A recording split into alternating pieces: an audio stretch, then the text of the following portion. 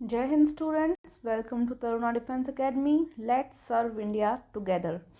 आज की जो क्लास रहेगी इसमें हम सोल्जर जीडी का ओरिजिनल पेपर पीछे का सोल्व करेंगे, जो कि 1 नवंबर को हुआ था, जिसमें लखनऊ, पिथौरगढ़, अल्मोड़ा ये सभी एआरओ है जो इसके पेपर रहे हैं। ठीक है, पहला जो पोर्शन आएगा आपका वो आएगा जीके का, उसके बाद में साइंस, फिर मैथ्स और उसके बाद रीजनिंग को हम डिस्कस करेंगे। ठीक है, पूरा पेपर का सॉल्यूशन करेंगे। सभी एक बार कॉपी पेन ले लो ताकि बाद में दिक्कत नहीं हो मैथ्स करने में। अब मैं एक बार आपको बता देती हूँ, जिन स्टूडेंट्स ने बुक नहीं ली है, ये यहाँ पे स्क्रीन पे देख पा रहे होंगे, वो बुक ले सकते हैं। ये जो ग्रीन बुक आपको दिखाई दे रही है ये फुल सिलेबस बुक है, जिसमें ओरिजिनल पेपर भी इंक्लूड है और जो है हर एक टॉपिक है, उसके बाद में उसके ऑब्जेक्टिव क्वेश्चन है, 1 लाइनर क्वेश्चन है, पूरे टॉपिक कंप्लीट है। जीके, जीएस, मैथ्स में भी हर एक क्वेश्चन का सॉल्यूशन है और रीजनिंग में भी। इसके बाद में जो येलो कलर की बुक आप देख रहे हो, ये बुक है प्रैक्टिस पेपर की। इसमें भी हर एक क्वेश्चन का सॉल्यूशन दिया हुआ है। जो स्टूडेंट्स इनकी पीडीएफ में पढ़ सकते हैं वो पीडीएफ ले सकते हैं। ई book PDF Taruna defence academy का ऐप डाउनलोड करो, ऑल इंडिया रैंकिंग टेस्ट भी दे सकते हैं वहाँ पे, और आप ई बुक भी परचेज कर सकते हैं। चलो फटाफट से पहले क्वेश्चन पे हम आ जाते हैं। पहला क्वेश्चन है हमारा यहाँ पे, मौर्य वंश के संस्थापक कौन थे? मौर्य वंश के संस्थापक ऑप्शन है अशोक, बिंदुसार, चंद्रगुप्त मौर्य, हरिश्चंद्र। तो मौर्य वंश के संस्थापक हैं चंद्रगुप्त मौर्य, जो कि बिंदुसार के पिता हैं। किसके पिता? बिंदुसार के पिता। और बिंदुसार कौन है? ये सम्राट अशोक के पिता हैं। सम्राट अशोक के पिता कौन है? बिंदुसार। और बिंदुसार के पिता कौन है? चंद्रगुप्त मौर्य हैं। और चंद्रगुप्त मौर्य जो है मौर्य वंश के संस्थापक है। ओके, तो राइट आंसर हमारा हो गया थर्ड। नेक्स्ट क्वेश्चन, निम्नलिखित में से किस कार्यालय में भारतीय सैन्य अकादमी स्थित है? इंडियन मिलिट्री एकेडमी कहाँ पे है? देहरादून, पुणे, दिल्ली या नागपुर? तो ये देहरादून में पता होना चाहिए आपको, चौथी बार रिपीट हुआ ये क्वेश्चन आर्मी में। नेक्स्ट क्वेश्चन, थार मरुस्थल किस देश में स्थित है? देखो, पीछे के ओरिजिनल पेपर डिस्कस करने का मेन रीज़न यही रहता है। जैसे ये क्वेश्चन हुआ, थार मरुस्थल किस देश में स्थित है, ये भी चौथी बार रिपीट हुआ है आर्मी के अंदर। ये तो वो है जो मेरे देखते हुए रिपीट हुआ है। इससे पहले भी जो पुराने टीचर्स रहे होंगे आप उनसे पूछ सकते हो कि पहले और कितनी बार ये रिपीट हुआ है। तो क्वेश्चंस बार बार रिपीट होते हैं आर्मी में, काफ़ी सारे क्वेश्चन, इसलिए ओरिजिनल पेपर सारे अच्छे से डिस्कस किया करो।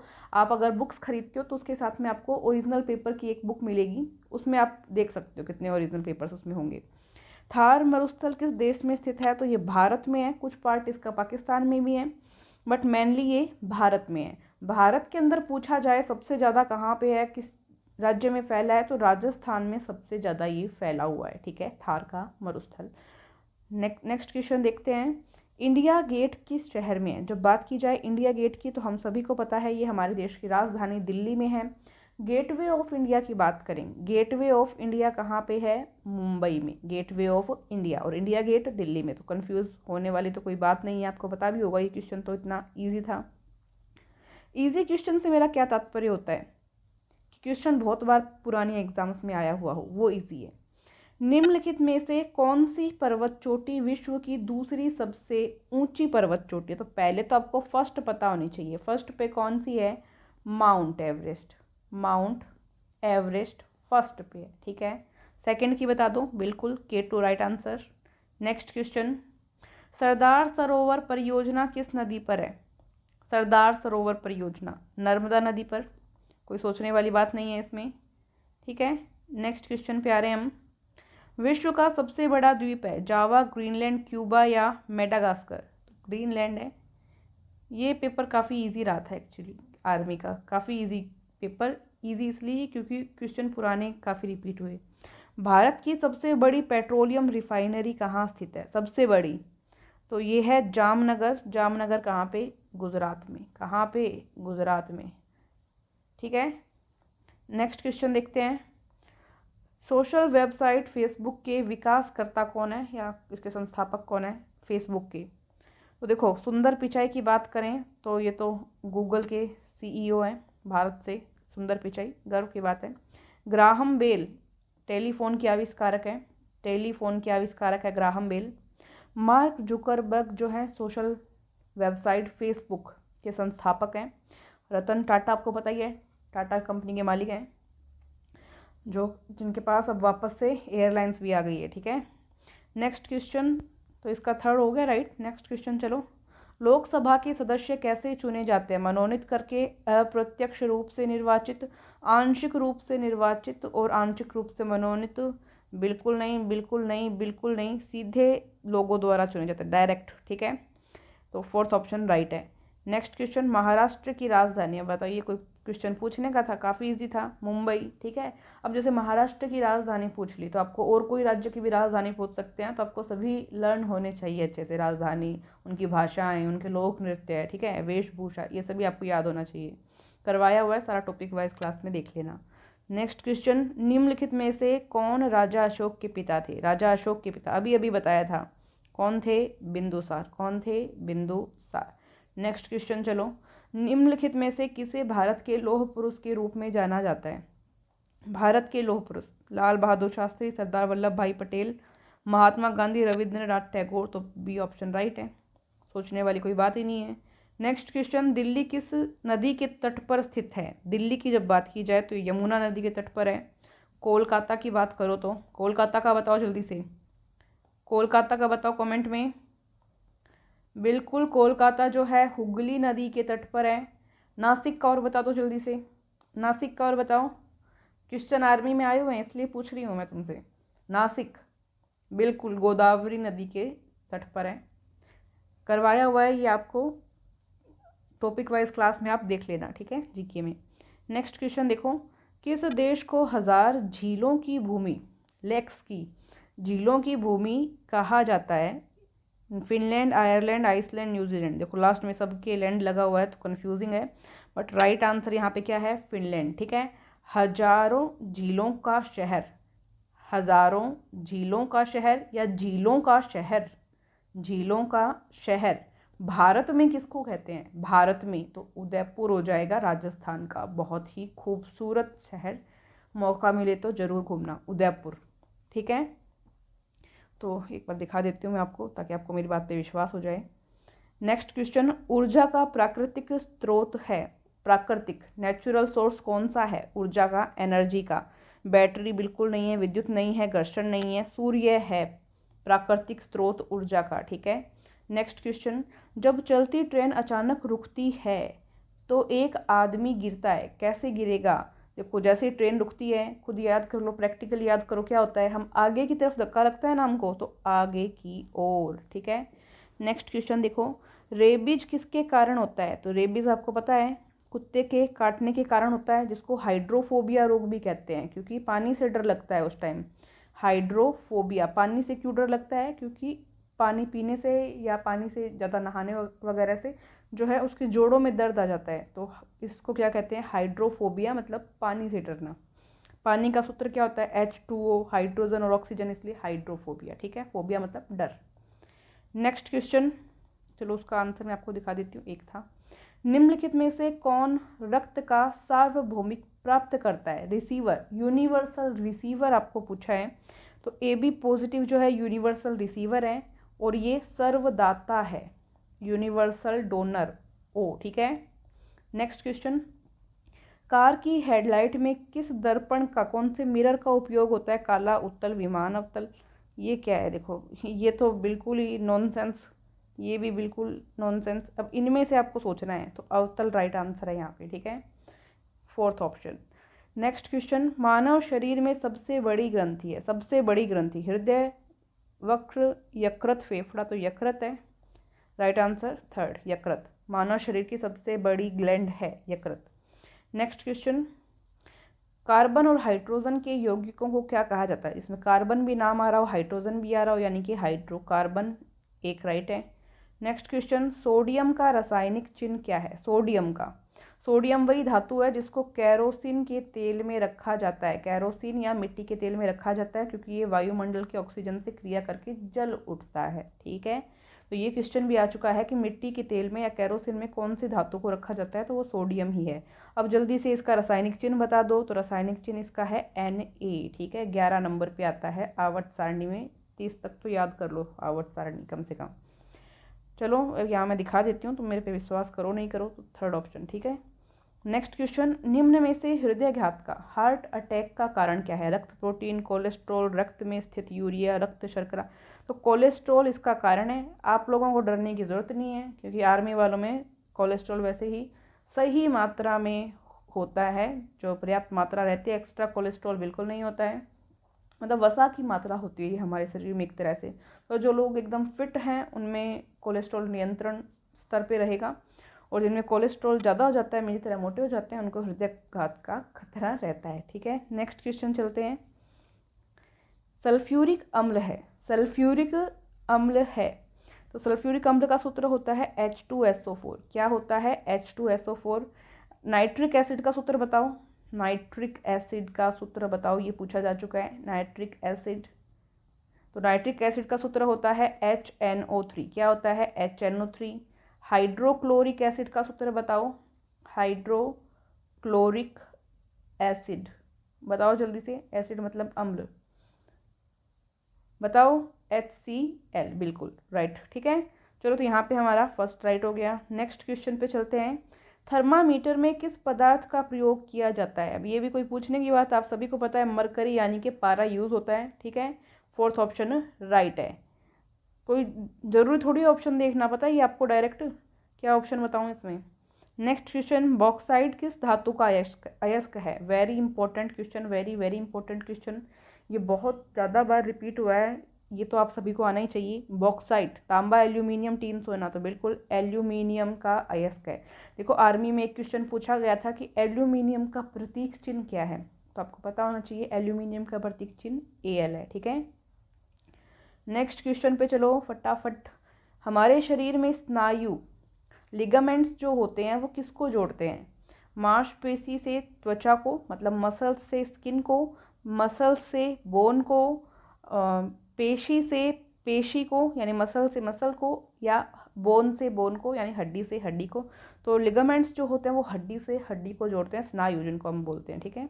तो राइट आंसर 4, ठीक है। Next question, second last, seismograph का उपयोग क्या मापने में किया जाता है? सिस्मोग्राफ, भूकंप यानी अर्थक्वेक, हृदय स्पंदन मतलब हार्ट बीट, धारा का प्रवाह, फ्लो ऑफ करंट, रक्तचाप यानी ब्लड प्रेशर। बताओ फटाफट।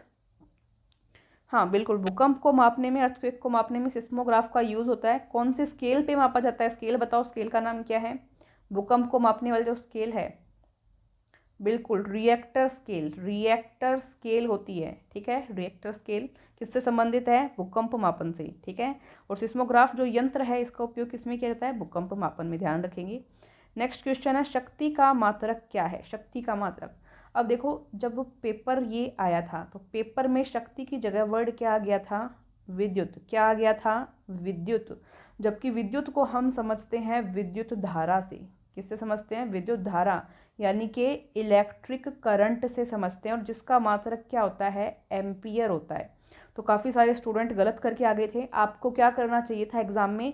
इंग्लिश वाला जो पोर्शन है वो देखना चाहिए था, और इंग्लिश वाले पोर्शन में लिखा हुआ आया था पावर। क्या लिखा हुआ आया था? पावर। और पावर का मतलब क्या होता है भाई? शक्ति होता है। क्या होता है? शक्ति होता है, ठीक है। एग्जाम में ये शक्ति वर्ड नहीं आया था, इसकी जगह क्या था? विद्युत। तो वहाँ बच्चे कंफ्यूज हुए थे। इंग्लिश वाला देख लिया करो तो समझ में आ जाएगा। पावर, पावर का ऐसा ही मात्रक होता है वाट। क्या होता है? वाट, ठीक है।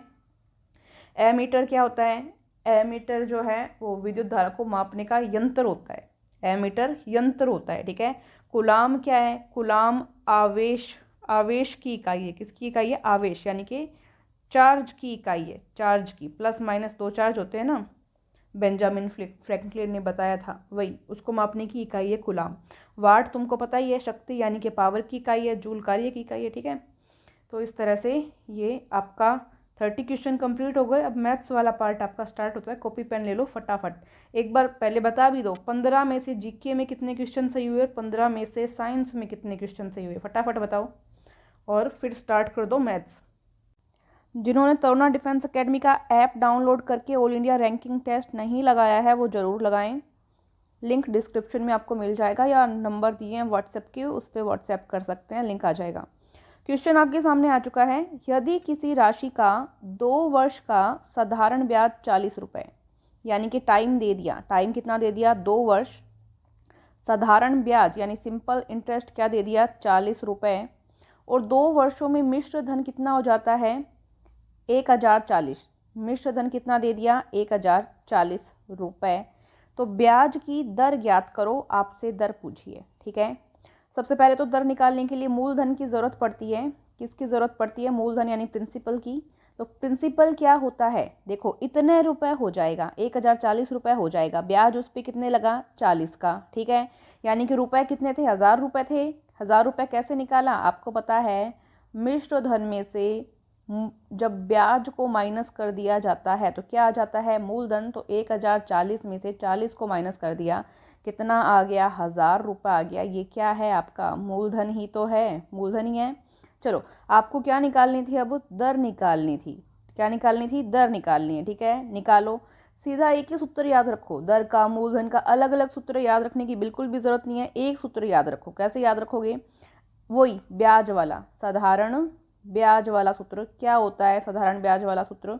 मूलधन गुणा दर गुणा समय बटे 100, ये सूत्र होता है। ठीक है, साधारण ब्याज कितना दिया हुआ है आपको यहाँ पे 40 रुपये, मूलधन कितना आ गया आपके पास, ये रहा 1000 रुपये। ठीक है, और फिर यहाँ पे दर आपको पूछी है, दर को आर मान लो, समय कितना दिया है 2 वर्ष, ये रहा, और बटे में 100। 2 0 से 2 0 कट गई, 2 ही 0 काटना, एक एक्स्ट्रा कट गई है, 2 0 कट गई। ठीक है, यहाँ पे क्या बचा, एक तो 2 बचा, एक 10 बचा, तो 40।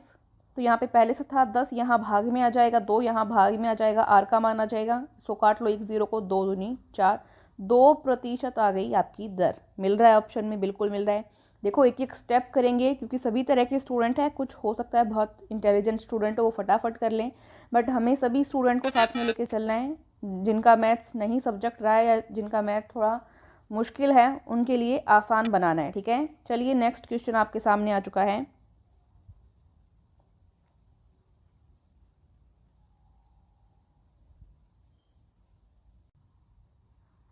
कीजिए, एक विक्रेता को 36 संतरे बेचने पर, कितने संतरे बेचे? 36 संतरे बेचने पर 4 संतरे के विक्रय मूल्य की हानि होती है। हानि कितनी हुई? 4 संतरे के विक्रय मूल्य के बराबर हानि होती है। तो हानि प्रतिशत ज्ञात करो। क्या ज्ञात करो? हानि प्रतिशत। देखो मैंने आपको हानि और लाभ दोनों का प्रतिशत बताया हुआ है, किस पे निकलता है? क्रय मूल्य पे निकलता है। तो पहले तो आपको क्रय मूल्य पता होना चाहिए। क्रय मूल्य नहीं पता तो क्या करें, क्रय मूल्य को मान लेते हैं। माना क्रय मूल्य क्या है, सी मान लिया क्रय मूल्य को। ठीक है, और विक्रय मूल्य भी नहीं पता तो विक्रय मूल्य को क्या मान लिया, एस मान लो। ठीक है, अब 36 संतरों की बात की है ना, तो 36 संतरों का क्रय मूल्य कितना हो जाएगा? 36 संतरों का क्रय मूल्य कितना हो जाएगा? सी मान रखा है ना क्रय मूल्य को, 36 संतरे है तो 36 सी। ऐसे ही 36 संतरों का विक्रय मूल्य कितना हो जाएगा बताओ? 36 विक्रय मूल्य को एस मान रखा है तो 36 एस हो जाएगा। ठीक है, अब ये बात कर रहा है किसकी? हानि की। किसकी बात कर रहा है? हानि की। हानि का सूत्र आपको पता है, हानि कैसे निकालते हैं? क्रय मूल्य ज़्यादा होगा विक्रय मूल्य कम होगा, तो क्रय मूल्य माइनस विक्रय मूल्य, ये होती है हानि। आपको बताया हुआ है, पता है आपको? ठीक है, अब यहाँ पे जो हानि है वो किसके बराबर है? 4 संतरों के विक्रय मूल्य के बराबर। तो 4 संतरों का विक्रय मूल्य कितना होगा? 4 संतरों का विक्रय मूल्य बताओ? 4s हो जाएगा, क्योंकि 36 संतरों का विक्रय मूल्य 36s है। ऐसे ही 4 संतरों का विक्रय मूल्य कितना हो जाएगा? 4s। और ये किसके बराबर है? हमारी हानि के बराबर। क्यों? क्वेश्चन में दिया है हानि किसके बराबर है? 4 संतरों के विक्रय मूल्य के बराबर। तो यहाँ पे हानि की जगह मैंने क्या लिखा? 4s। क्रय मूल्य की जगह मैंने क्या लिखा? ये रहा 36c। और विक्रय मूल्य की जगह क्या लिखा? 36s। ये बस समझाने के लिए मैं इतना बता रही हूँ, सवाल समाप्त तो होते ही आपको फटाफट समझ में आ जाएगा। 36s यहाँ पे माइनस का है, इधर जाके प्लस का हो जाएगा, तो 4s प्लस 36s बराबर यहाँ पे क्या बचता है? 36c बचता है। ठीक है, 4s और 36s कितना हो जाएगा? 40s बराबर हो जाएगा 36c के।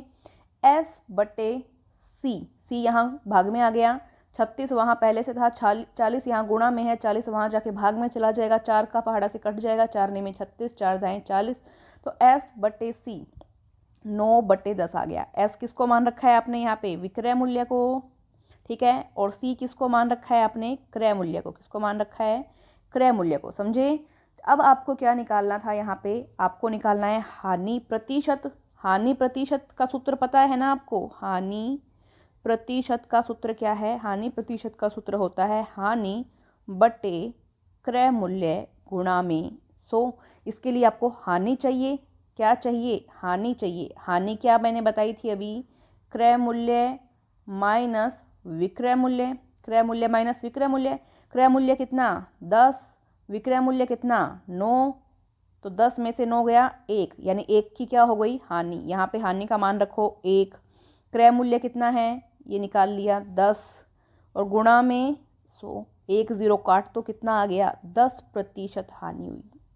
कितनी हुई, 10% हानि हुई। सभी को समझ में आया, ओके। चलिए देखते हैं नेक्स्ट क्वेश्चन।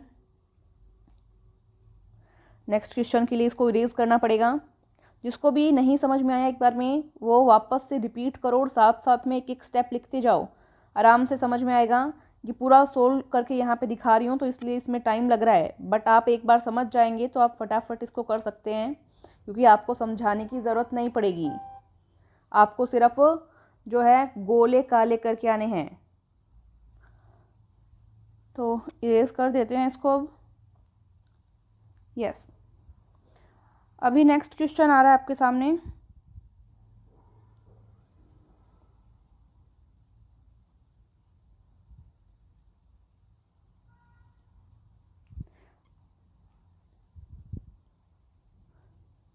छड़ की अधिकतम लंबाई ज्ञात कीजिए जिसे 10 मीटर, 5 मीटर और 10 मीटर के कमरे में रखा जाता है। ठीक है, कमरा आपको पता है घनाभ के आकार का होता है। किसके आकार का होता है, घनाभ के आकार का होता है।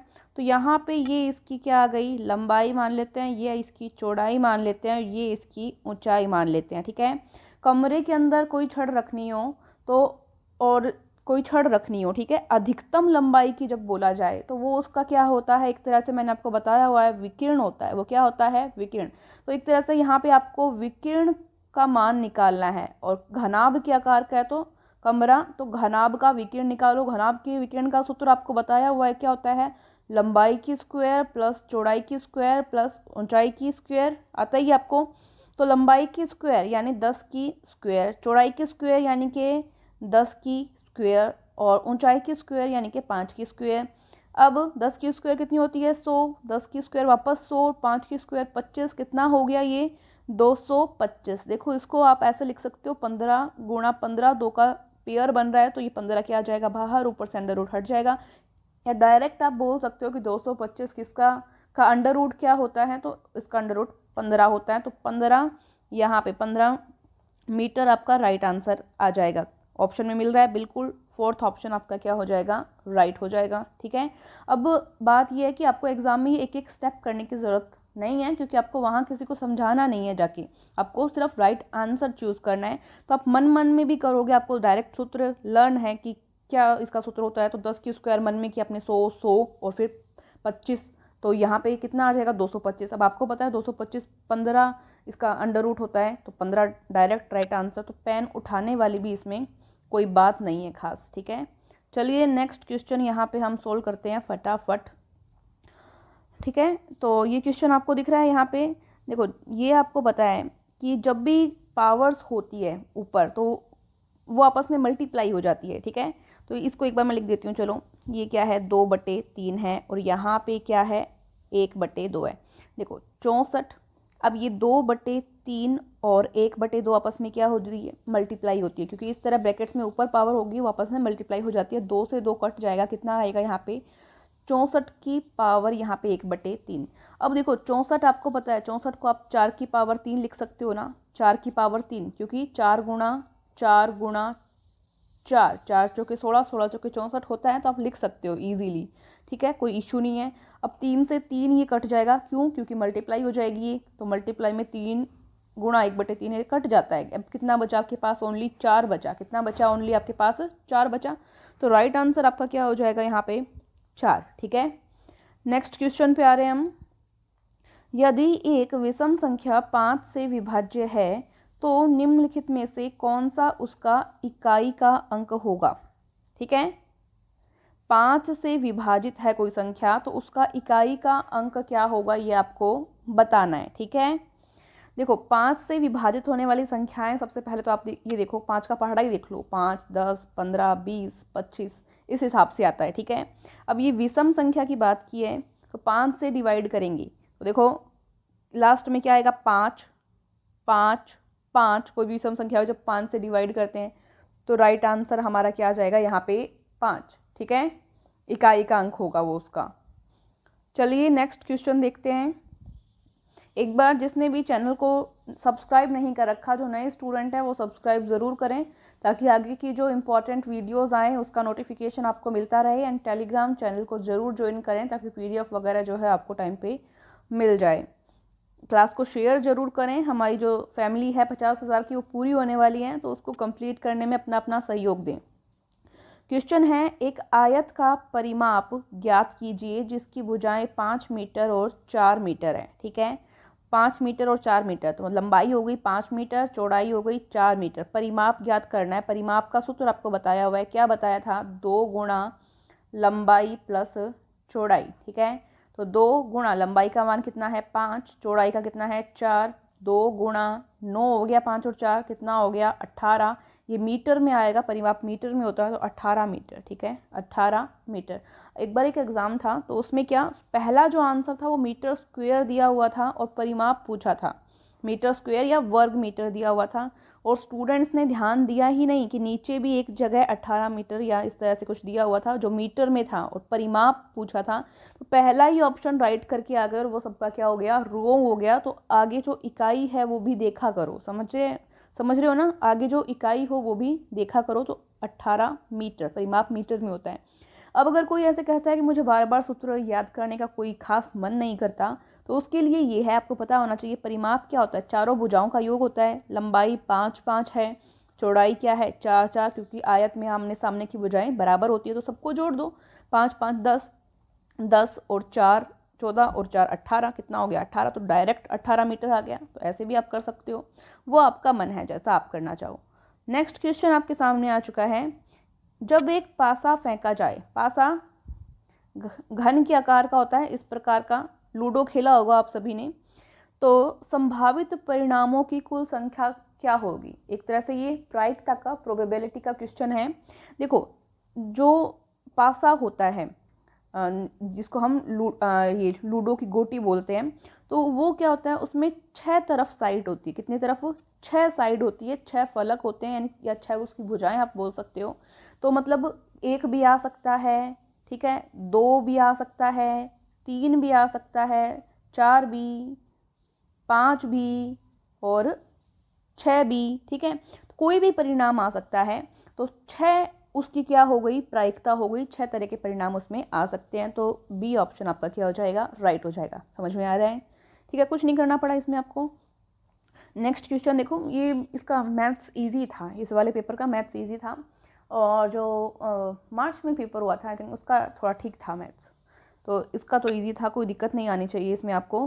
क्वेश्चन है 0.25 को भिन्न में बदलिए। भिन्न में बदलने के लिए आपको पता है क्या करना होता है? जो पॉइंट है उसको हटा दो। पॉइंट को हटाओगे, एक यहाँ पे पॉइंट था, 1 और 2 संख्या बाद में पॉइंट है, इस पॉइंट को हटाओगे तो बट्टे में कितने जीरो लगाने? आपको 2 जीरो काट लो, 25 से कम 25, 25 चौके 100, 1/4 राइट आंसर आ जाएगा। बी ऑप्शन में मिल रहा है। ठीक है, कोई खास नहीं था ये। चलो नेक्स्ट क्वेश्चन। एक व्यक्ति को 660 रुपये में एक घड़ी को बेचकर 40 रुपये की आनी होती है। देखो 660 रुपये में घड़ी को बेचकर, घड़ी को बेचा है इसने, मतलब विक्रय मूल्य, विक्रय मूल्य क्या है साथियों बताओ एक बार? 660 रुपये। ओके, लिख लिया मैंने। हानि क्या बताई इसने? हानि होती है 40 रुपये की। हानि क्या होती है? 40 रुपये की। उसका हानि प्रतिशत ज्ञात करो। हानि प्रतिशत हमें ज्ञात करना है। ठीक है, हानि प्रतिशत का सूत्र मैंने आपको बताया था। क्या बताया था?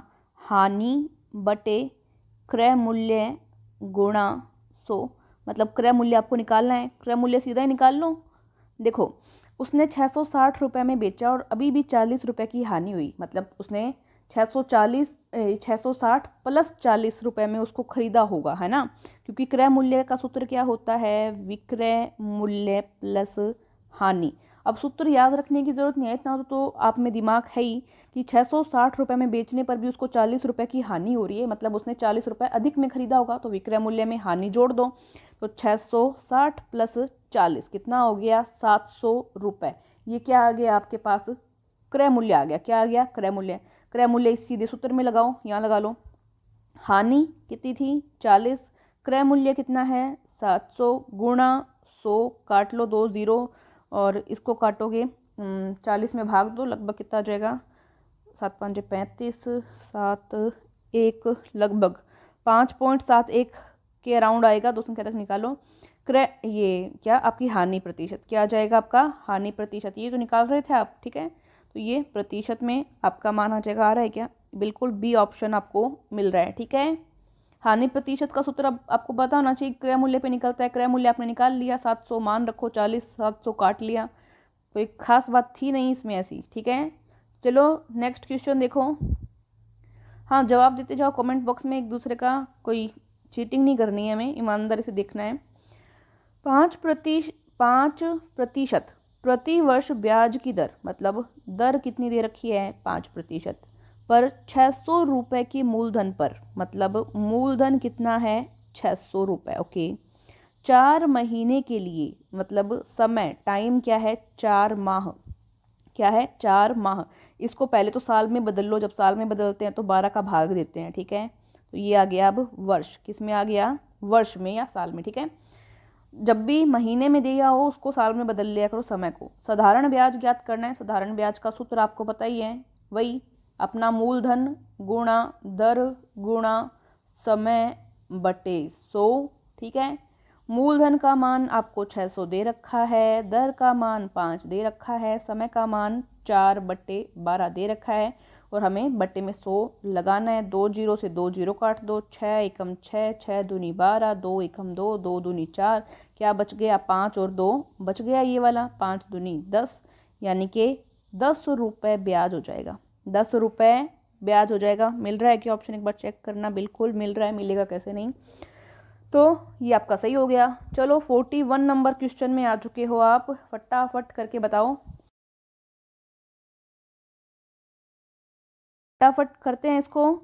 12, 24 और 30, 2 का जो भाग 2 छिके 12, 24 में देंगे 12 बार, 30 में करेंगे तो 15, ठीक है। वापस 2 का 2, 2 तिया 6 और 2 छिके 12, 15 में जाएगा नहीं। अब 3 का 2 एक बार, 3 एकम 3, 3 दूनी 6, 3 पंजे 15। अब 2 का देंगे तो 2 एकम 2 और ये 5 ऐसे का ऐसे रहेगा। अब 5 का दोगे तो ये सब एक एक एक हो जाने वाला है। एक एक स्टेप मैं करके दिखा रही हूँ, ठीक है, तो जो भी स्टूडेंट जिनको नहीं आता हो एलसीएम वगैरह वो इजीली समझ गए होंगे। अब देखो लघुत्तम समापन कितना हो गया, 5 दूनी 10, 10 तिया 30, 30 दूनी 60 और 60 दूनी 120, 120 आ रहा है क्या, देखना एक बार, बिल्कुल आ रहा है 120, ठीक है। नेक्स्ट क्वेश्चन देखते हैं। जिसको कुछ नहीं समझ में आए फटाफट में वो बाद में क्लास को पॉज करके या रोक के भी देख सकते हैं आराम से, धीरे धीरे, ठीक है। देखो निम्नलिखित में से सबसे बड़ी संख्या ज्ञात कीजिए जो 245 और 1029 को विभाजित करती है और प्रत्येक स्थिति में 5 शेषफल देती है, ठीक है। देखो सबसे पहले जब भी इस तरह का क्वेश्चन आए, 245 दूसरी साइड क्या है 1029, क्या करो 5 शेषफल देती है तो पहले तो इनमें से 5 5 माइनस कर लो, कितना बचता है इसमें 240, इसमें कितना बचता है 1024, ठीक है। अब क्या विभाजित करती है जब भी इस तरह का क्वेश्चन आए, मतलब कि वो जो उसका गुणनखंड होने वाला है वो दोनों में कॉमन रहने वाला है, इसका मतलब कॉमन रहने वाला है, मतलब HCF आपको क्या करना है, फाइंड करना है। HCF महत्तम समापत्ति आपको निकालना होगा जब भी इस लैंग्वेज का क्वेश्चन आए, ठीक है, निकालो। चलो मैं यहाँ पे बता देती हूँ, हो सकता है किसी स्टूडेंट को नहीं आता हो ये जो है HCF। चलिए यहाँ पे मैं सोल्व कर देती हूँ। 240 मान लेते हैं, आप 240 का निकालो, पहले गुणनखंड कर लो इनका इजी वे में। 2 से करेंगे तो यहाँ पे आ जाएगा 120, फिर 2 से डिवाइड करो कितना आ जाएगा 60, फिर 2 से करो 30, फिर 2 से करो कितना आ जाएगा यहाँ पे 15। अब 5 से कर लो या 3 से कर लो, जो आपका बेटर लगे, एक ही बात है, ठीक है। अब ये आ गया एक तरफ से। इसके बाद में यहाँ पे 1024 का और करना है आपको। किसका करना है? 1024 का। चलो करो। 2 5 10, 2 एकम 2, 2 दूनी 4, 2 का करेंगे तो 2 दूनी 4 और 2 पंजे 10 और 2 छिक्के 12। सही आ रहा है ना? एक बार करते जाना साथ साथ। 2 एकम 2, 2 दूनी 4, 2 आठे 16, 2 छिक्के 12, 2 चौके 8। इसको करेंगे 2 तिया 6, 2 दूनी 4। आगे करेंगे तो वापस 2 का, तो 2 ये 16 हो जाएगा, ठीक है। और उसके बाद में वापस करेंगे तो 2 आठे 16, फिर उसके बाद में करेंगे तो 4, उसके बाद में 2 और फिर 1 आ जाएगा, ठीक है। अगली बार तो यहाँ पे देखो, हमें देखना है मिनिमम, ये जो हाईएस्ट कॉमन फैक्टर हमको देखना है। HCF का मतलब क्या होता है? Highest common factor. तो देखो ज़्यादा से ज़्यादा क्या कॉमन आ सकता है इसमें? 5 और 3 इसमें है पर इसमें नहीं है, तो 5 और 3 का खेल तो यहीं पे ख़त्म, इसको भूल जाओ। अब यहाँ पे 2 कितनी बार है? 1 2 3 4, 1 2 3 4 बार 2 है, तो यहाँ पे 1 2 3 4 बार, बस यही हमको लेना है, क्योंकि हमें हाईएस्ट कॉमन फैक्टर देखना है जो दोनों में कॉमन आता हो। तो 4 बार 2 यानी 2 गुणा 2 गुणा 2, 2 दूनी 4, 4 दूनी 8, 8 दूनी 16, 16 यहाँ पे आपका आंसर आ जाएगा। कहाँ पे है? थर्ड ऑप्शन आपका क्या है? राइट है, ठीक है। क्या करना है? दोनों का गुणनखंड निकाल लो, फिर जो भी हाईएस्ट कॉमन फैक्टर हो, जो सबसे ज़्यादा बड़ी संख्या जो कॉमन आती हो, वो आपको यहाँ पे देखनी है, ठीक है। चलिए नेक्स्ट क्वेश्चन देखते हैं। इसको इरेज करना पड़ेगा नेक्स्ट क्वेश्चन के लिए। एक बार जगह बनाओ फटाफट। इसमें तो जगह बनाने की ज़रूरत ही नहीं है, तो इजी क्वेश्चन है। चलो हल कीजिए। 102 की स्क्वायर करनी है। क्या करनी है? 102 की स्क्वायर। जब भी 102 की स्क्वायर करनी हो, इसको ऐसे लिख लो। स्क्वायर का मतलब उसी संख्या को उसी से गुणा करना होता है, ठीक है। देखो क्या करना बताया हुआ है, जब भी 100 के अराउंड संख्या हो, तो जो 102 है इसमें ये अंत वाला जोड़ लेते हैं, तो 102 और 2 कितना हो जाएगा? 104। 102 और अंत वाला 2 कितना हो जाएगा? 104। और यहाँ पे जो 2 होता है उसकी स्क्वायर करनी है। 2 है यहाँ पे या 3 होता है, जो भी, उसकी स्क्वायर करनी होती है आपको। तो 2 की स्क्वायर कितनी हो जाएगी? 4 हो जाएगी। अब यहाँ पे आपको संख्या जो है वो दहाई में लेनी होती है, और ये किस में है? इकाई में। तो 1 0 अपनी मर्जी से लगा दो, ठीक है। तो संख्या क्या हो जाएगी? ये हो जाएगी। समझ में आ रहा है? ऑप्शन में मिल रही है क्या? एक बार चेक करना। बिल्कुल मिल रही है, ये रही 10404, ठीक है। ऑप्शन नंबर 2 आपका करेक्ट होगा, ठीक है। नेक्स्ट क्वेश्चन देखते हैं। राम के पास 45,000 रुपये थे। अपने धन का 2/5 अपने सबसे बड़े बेटे को दे दिया उसने, ठीक है। पहले जितना जो बोलता जाए उतना उतना काम आप करते जाना, ठीक है। और शेष धन का 1/3 सबसे छोटे बेटे को दे दिया। उसके बाद राम के पास कितना धन शेष बचा? कितना शेष बचा इसके बारे में हमें बताना होगा, ठीक है। एकदम बेसिक से करेंगे तो भी ये क्वेश्चन इजीली हो जाएगा। तो सबसे पहले तो देखो, आपको टोटल पता है उसके पास रुपए कितने हैं? 45,000। जो काम होगा इसमें से होगा, ठीक है। 45,000 रुपये थे, इसमें से कम कितने हो जाएंगे? उसने 45,000 का ही 2/5, 2/5 किसको दे दिया? बड़े बेटे को दे दिया। ये बड़े बेटे का निकाल रहे हैं हम, ठीक है, बड़े बेटे का निकाल रहे हैं। तो ये किस में से माइनस हो जाएंगे? 45,000 में से माइनस हो जाएंगे। काटो इसको, 5 में 45, ये 9,000 को 2 से गुणा करेंगे, 18,000 यहाँ पे आएगा। और यहाँ पे कितना था? 45,000। 45,000 में से 18,000 घटाएंगे, 27,000 रुपये। ये किसके आ गए? बड़े बेटे को उसने बड़े बेटे को देने के बाद बच गए। बड़े बेटे को देने के बाद बचे हैं रुपए, ठीक है। बड़े बेटे को 2/5 यानी कि 18,000 रुपये दे दिए। अगर पूछे आपको कि बड़े बेटे को कितना दिया, बड़े बेटे को दिया तो उसने 18,000, और उसके बाद में बचे कितने? 27,000। बचे कितने? 27,000। बड़े बेटे को दिए कितने? 18,000। किसी भी तरह का क्वेश्चन पूछे, सभी का सॉल्यूशन है हमारे पास, ठीक है। अब उसके पास कितने बच गए? 27,000 रुपये बच गए। अब जो भी काम करेगा वो इस 27,000 रुपये में से करेगा। अब उसने क्या काम किया कि जो भी बचा था देखो शेष धन का मतलब जो भी धन बचा है उसका 1/3 छोटे बेटे को दिया, तो 27,000 का 1/3 का मतलब गुणा 1/3, ठीक है। 3 एकम 3, 3 में 27, ये 9,000 हो गया। तो 27,000 में से क्या माइनस कर दिया, 9,000 माइनस कर दिया, कितना आ गया हमारे पास, 18,000 आ गया। 18,000 रुपये उसके पास बचे हैं लास्ट में, जब उसने दोनों बेटों को सल्टा दिया अपने अपने पैसे देके। और ये 9,000 क्या है, ये 9,000 आया है छोटे बेटे का हिस्सा, छोटे बेटे का हिस्सा आया है, ठीक है। क्यों, क्योंकि छोटे बेटे को बचे हुए धन का 1/3 दिया था, इसी का मान तो हमने निकाला है 9,000, ठीक है। तो छोटे बेटे को दिए 9,000, बड़े बेटे को दिए 18,000, ठीक है। अंत में कितना बचा उसके पास, 18,000। कितना बचा, 18,000। मिल रहा है क्या ऑप्शन में, देखना एक बार, ऑप्शन का है ये रहा, 18,000 रुपये, ठीक है। Correct, option 3। समझ में आ रहा है सभी को।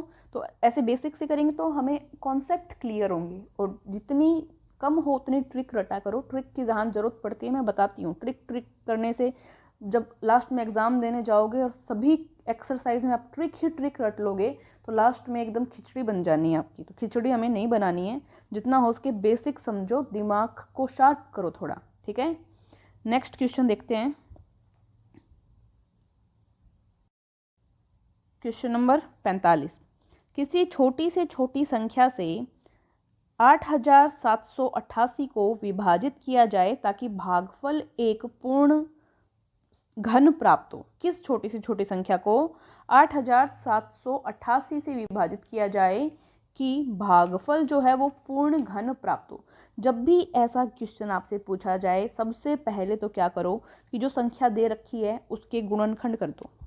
सबसे पहले उसके गुणनखंड करो। ये संख्या है आपके पास, गुणनखंड करना स्टार्ट करो। 2 का 2 सबसे पहले, 2 चौके 8, 2 तिया 6, 2 निमे 18, 2 चौके 8, ठीक है। काटते जाओ, 2 दूनी 4, 2 एकम 2, 2 निमे 18, 2 साते 14। वापस 2 से 2 एकम 2, 2 से तो नहीं जाएगा, ये विषम संख्या आ गई ना लास्ट में, विषम संख्या आ जाए तो 2 से नहीं जाएगा, तो किससे जाएगा, ये किससे जाएगा, 13 से जा सकता है। 13 से जा रहा है ना, एक बार देखना। 13 से जा सकता है, साथ साथ करते रहना, तुम भी कहीं मिस्टेक नहीं हो जाए। 13 एकम 13, और 13 के अब कितनी बार जाएगा, 6 बार देके देखो, और 13 निमे 117, सही है। अब वापस 13 का 2, 13 एकम 13 और 13 3 39, बिल्कुल 13 एकम 13, वाह शाबाश। चलो ये हमारा यहाँ पे चला गया। अब पूर्ण घन की बात करें, पूर्ण घन में क्या होता है, 3 जोड़े बनने चाहिए सेम संख्या के, 3 जोड़े सेम संख्या के। 13 13 13 के तो बन गए भाई, किसके नहीं बने, 2 2 में 1 2 और होता तो ये जोड़ा बन जाता इसका 3 का। किसका, 3 3 के जोड़े बनाते हैं पूर्ण घन में, और वर्ग में कितने के बनाते थे, पूर्ण वर्ग में 2 2 के, ठीक है।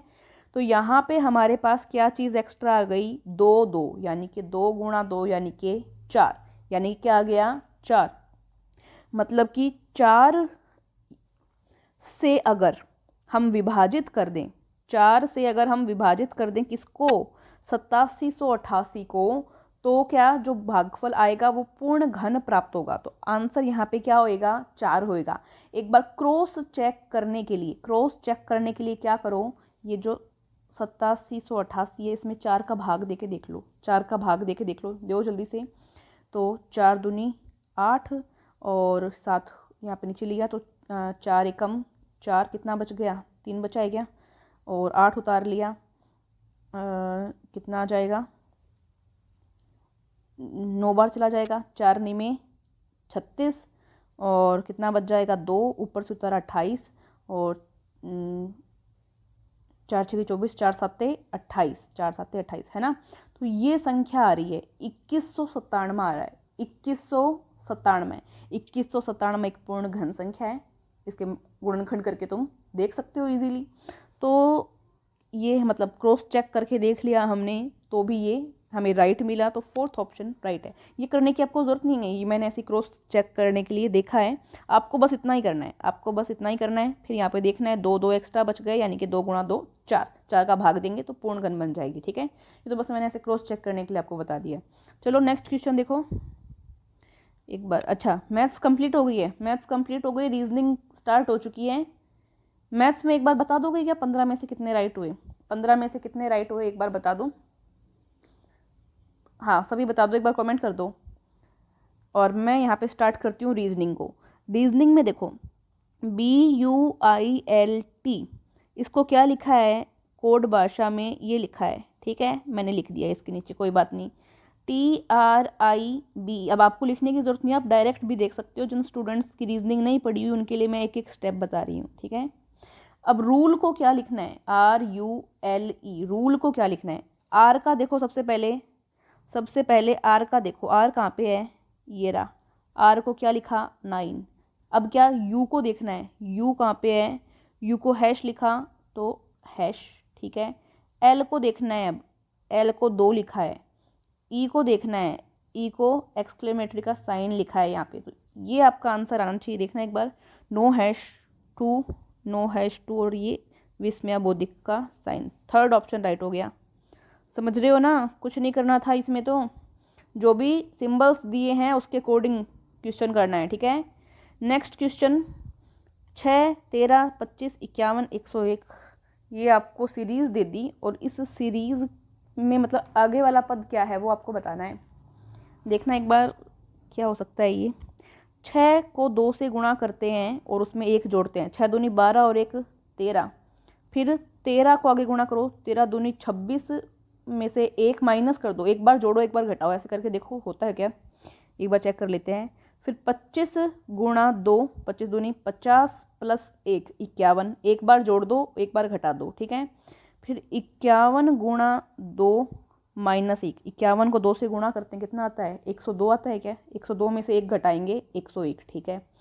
101 को 2 से गुणा करो और 1 जोड़ दो, 101 को 2 से गुणा करते हैं 202 और 202 में 1 जोड़ते हैं, 202 में 1 जोड़ दो 203, मतलब आंसर क्या आ जाएगा 203 है क्या, बिल्कुल है, ये राइट हो जाएगा। समझ में आ रहा है। चलो फटाफट, छात्रों की एक पंक्ति में गणेश अंतिम छोर से, मतलब इधर से लास्ट से तो 7वें स्थान पर है और दूसरे छोर से 11वें स्थान पर है। कितने स्थान पे है, 11वें स्थान पे। तो कौन है ये, गणेश की बात हो रही है, किसकी बात हो रही है, गणेश से। अब देखो गणेश को इधर से भी गिन लिया और इधर से भी गिन लिया, मतलब गणेश 2 बार काउंट हो गया। जब भी ऐसा क्वेश्चन पूछा जाए दोनों तरफ का जोड़ो और 1 घटा दो, दोनों तरफ का जोड़ा 11 और 7 कितने हो गए यहाँ पे 18, 18 में से 1 माइनस किया 17, कितने हो गए 17, यहाँ पे राइट आंसर आपका आ जाएगा, ठीक है, क्योंकि गणेश 2 बार काउंट हो गया। नेक्स्ट क्वेश्चन देखो, एक निश्चित कूट भाषा में कैट को DDY लिखा है, कैट CAT को DDY लिख दिया, उसी भाषा में BIG को क्या लिखा जाएगा ये आपको बताना है। देखो C में 1 जोड़ते हैं D आता है, ठीक है, C का नेक्स्ट D, A में 3 जोड़ते हैं तब D आता है और T में 5 जोड़ते हैं तो Y आता है, मतलब 5 नेक्स्ट नंबर पे Y आता है, ठीक है। यही सेम फॉर्मूला यहाँ पे अप्लाई कर दो। B में 1 नेक्स्ट करें तो C आता है, I में 3 नेक्स्ट करें तो JKL आता है और G में 5 नेक्स्ट करें तो HIJKL आता है। तो ये आ जाएगा CLL, बी ऑप्शन राइट है, ठीक है। तो इसके लिए आपको अल्फ़ाबेट्स तो आने ही चाहिए, ABCD आती है ना, और नहीं आती ना तो वहाँ जाके पहले लिख लेना साइड में, ठीक है। नेक्स्ट क्वेश्चन, फोटो में दिख रहे एक व्यक्ति की ओर, ये है फोटो, फोटो में है एक व्यक्ति की ओर इशारा करते हुए राजू ने कहा, ये है क्या, राजू, ये कौन है, राजू। राजू ने क्या कहा, वह मेरी पुत्री, मतलब राजू की पुत्री के पिता, राजू की पुत्री का पिता कौन होगा, वो खुद ही होगा, वो कौन होगा, वो खुद ही होगा। वह मेरी पुत्री के पिता का पुत्र है, पुत्री का पिता कौन, खुद, यानी कि खुद का ही पुत्र, खुद का ही पुत्र है, खुद का ही पुत्र है, मतलब ये फोटो वाला आदमी कौन है, राजू का पुत्र, कौन है ये, राजू का पुत्र। तो राजू उस व्यक्ति से किस प्रकार संबंधित है। अब क्वेश्चन की गहराई देखो, पूछा क्या है, राजू उस व्यक्ति से किस प्रकार संबंधित है, मतलब राजू उसका क्या लगता है, राजू उसका लगता है पिता, आंसर क्या होगा, पिता। अब पिता पुत्र दोनों ऑप्शन में मिलेगा, यहाँ पे गड़बड़ मत कर देना आप, पुत्र मत कर देना, क्योंकि पुत्र तो कौन है, फोटो वाला व्यक्ति। अगर ये पूछे कि फोटो वाला व्यक्ति उसका क्या लगा राजू का, तो पुत्र होगा। लेकिन यहाँ क्या पूछा है, राजू उससे किस प्रकार संबंधित है, तो राजू उसका क्या है, पिता है। तो सी ऑप्शन क्या हो जाएगा, राइट हो जाएगा। तो ये हमने कर लिए हैं मैथ्स और रीजनिंग के क्वेश्चन, जो कि आपके पीछे की ओरिजिनल एग्ज़ाम में पूछे गए हैं। आई होप आप सभी को बहुत ही अच्छी लगी होगी क्लास, और क्लास लगी होगी अच्छी तो इसको लाइक और शेयर करने में कोई भी कंजूसी आप नहीं करेंगे। और रोज़ सुबह 9:30 बजे और शाम को 8 बजे मेरे YouTube channel Taruna defence academy का आपको ज्वाइन कर लेना है और रोज़ क्लास लेनी है। Thank you. जय हिंद।